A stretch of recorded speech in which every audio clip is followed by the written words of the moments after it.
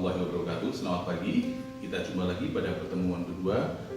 Pada pertemuan kedua kali ini kita akan belajar mengenai pemeriksaan segmen anterior, segmen posterior, dan pemeriksaan tekanan bola mata. Selamat berlatih. Semoga adik-adik menjadi dokter-dokter yang membanggakan. Baiklah, adik-adik semuanya, pada pemeriksaan berikutnya adalah pemeriksaan segmen anterior mata. Yang kita sebut sebagai segmen anterior adalah pemeriksaan dari kornea, humor aqueous, iris, sampai lensa yang disebut sebagai segmen anterior.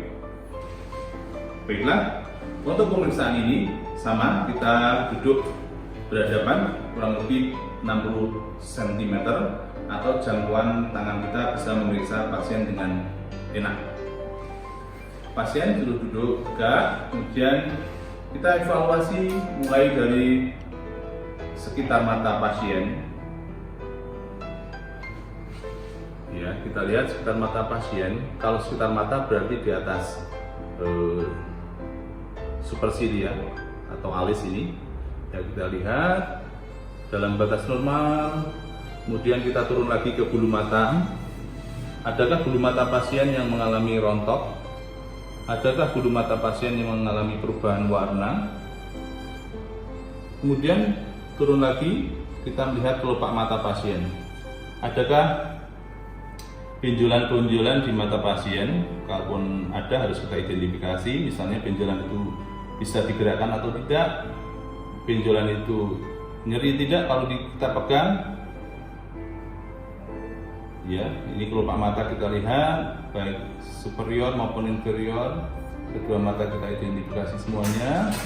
Kemudian kita masuk ke bawah lagi, ke bulu mata. Bulu mata pasien juga kita identifikasi, adakah di situ prusta atau ada sekret, atau ada bulu mata yang rontok atau perubahan warna. Itu harus kita evaluasi. Kedua mata demikian juga. Kemudian berikutnya adalah pemeriksaan konjungtiva pasien. Konjungtiva itu meliputi konjungtiva bulbi, konjungtiva fornik, dan konjungtiva palpebra. Kalau kita memeriksa konjungtiva bulbi, kita hanya menarik kelopak atas dan bawah. Kita evaluasi, adakah hiperemi pada pasien, adakah pembuluh darah yang melebar, adakah bangunan-bangunan patologis di situ seperti petrichium atau pingula dan sebagainya. Kemudian kita lihat konjungtiva palpebra inferior dengan cara menarik kelopak bawah. Nah, adakah bangunan-bangunan patologis di sana? Adakah perubahan warna pada pasien? Adakah benjolan? Demikian juga dengan mata satunya harus kita lakukan pada kedua mata. Kemudian kita lihat konjungtiva palpebra bagian superior dengan cara kita melakukan eversi pada kelopak mata pasien. Pasien disuruh melirik ke bawah. Kita eversikan kelopak mata pasien dengan cara membuka kelopak. Nah, di sini kita evaluasi juga bagaimana kondisi konjungtivanya, apakah hiperemi ataukah ada benjolan, ada folikel, ada papil, dan sebagainya kita nilai. Jadi saat kita mengeversikan kelopak mata atas, yang kita tarik adalah kulit palpebranya, jangan bulu matanya. Ya. Demikian. Kemudian pemeriksaan selanjutnya, masih ya, lihat ke depan. Kita evaluasi korneanya. Bagaimana kejernihan dari kornea?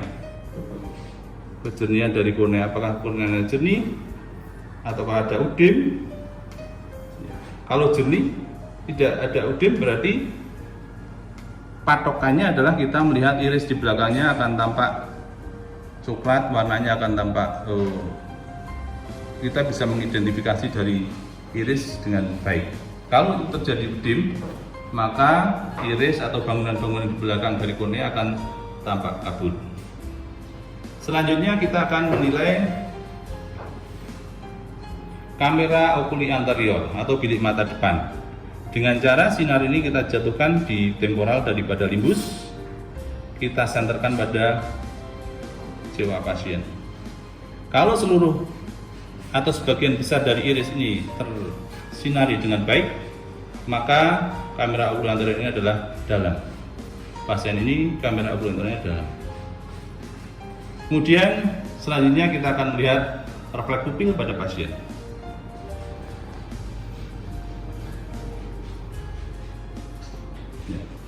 Saat sinar masuk ke mata pasien, yang normal adalah terjadi miosis pada pupil.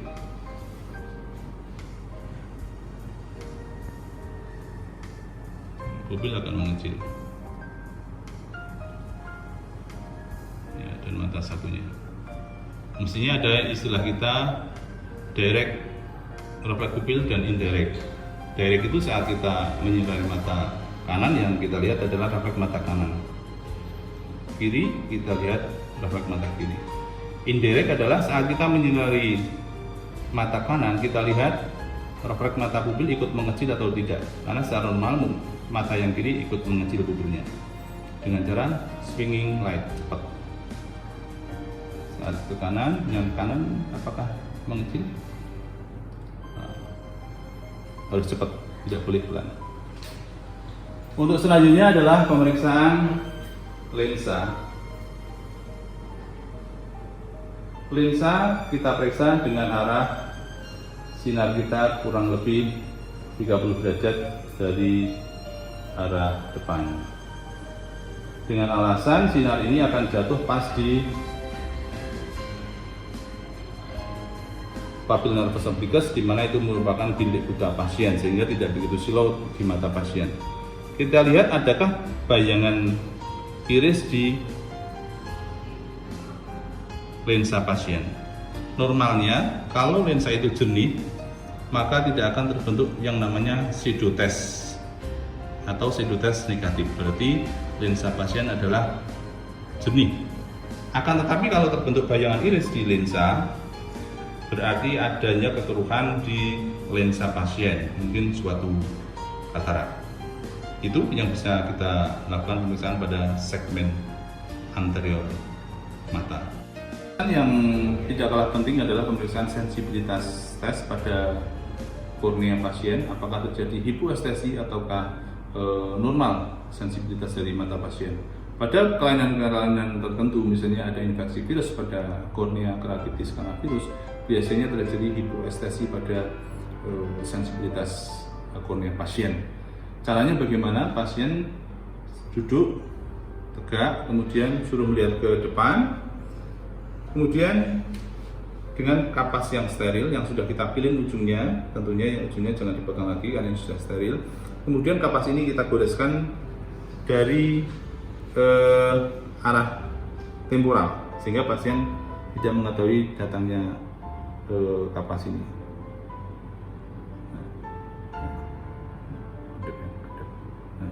Jadi terjadi refleks berkedip pada pasien, artinya refleks sensibilitas pasien adalah normal.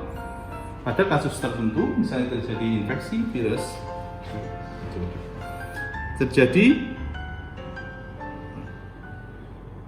sangat beda sekali dengan mata yang kiri yang sehat, artinya mata kanan terjadi hipoestesi pada kornea pasien.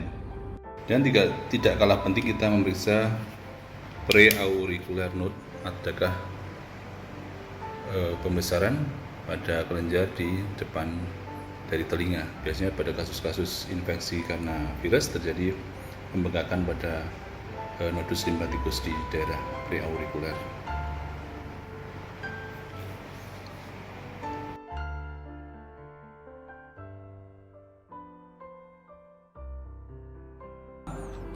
Huruf angka ini kita taruh di angka 0, ya, di angka 0.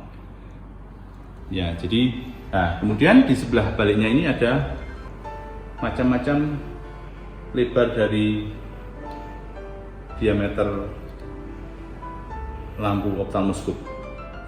Ada yang besar, ada yang kecil, disesuaikan dengan pupil dari pasien.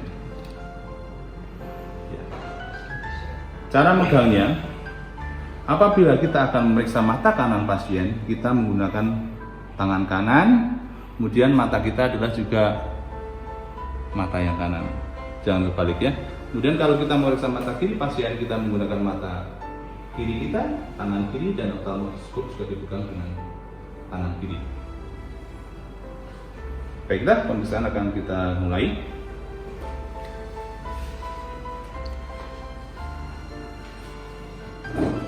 Kita berdiri di samping sisi mata yang akan kita periksa. Kalau kanan, kita berada di samping kanan pasien. Kemudian oftalmoskop kita pegang dengan mata kanan dari jarak kira-kira 30 cm, 30 derajat dari temporal mata pasien. Kemudian kita menundukkan badan. Lubang dari oftalmoskop kita taruh di mata kita, kemudian kita lihat refleks dari pupil pasien, refleks dari fundus pasien. Di sini tampak warna kemerah-merahan. Ya, jadi sinar itu harus jatuh di mata pasien, jangan di rambut atau di pipi, harus pas di mata pasien. Kemudian kita maju pelan-pelan.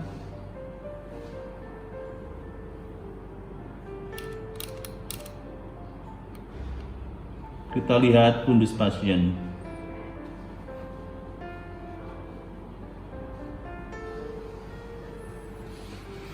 Demikian juga dengan mata yang kiri. Kita menggunakan tangan kiri 30 derajat dari temporal mata kiri. Kita lihat yang pertama adalah refleks fundus pasien, kemudian kita maju pelan-pelan melihat pembuluh darah dan papilla vasculitis pasien. Ya. Ideal sekali bahwa pada pemeriksaan oftalmoskop ini mata pasien kita tetesi dengan midriaticum agar pupilnya lebar sehingga kita melihat fundus lebih jelas lagi. Kesimpulan pada pemeriksaan segmen posterior ini adalah yang pertama, refleks fundus pasien cemerlang, berarti tidak ada kekeruhan di media refrakta. Apabila lebih jauh lagi, kita menilai pembuluh darah papilla nervus opticus yang ada di retina. Kita nilai dari pembuluh darah temporal atas, temporal bawah, nasal atas, nasal bawah, dan sebagainya.